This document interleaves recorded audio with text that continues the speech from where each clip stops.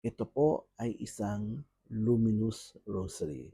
Ibig sabihin, kaya niyang magliwanag o magbigay ng liwanag kahit nasa dilim. Bakit ba tayo may luminous rosary?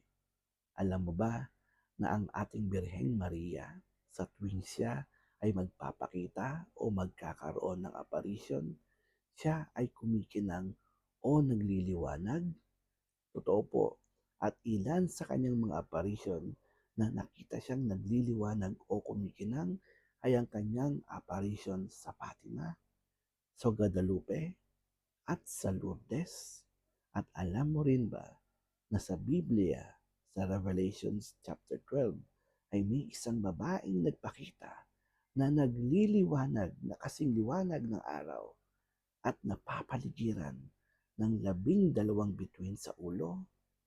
At ayon sa ating simbahan, ang liwanag, ang kinang na ito na nagmumula sa Birheng Maria ay isang patunay ng kanyang ugnayan sa Diyos at sa ating Panginoong Hesukristong tagapagligtas.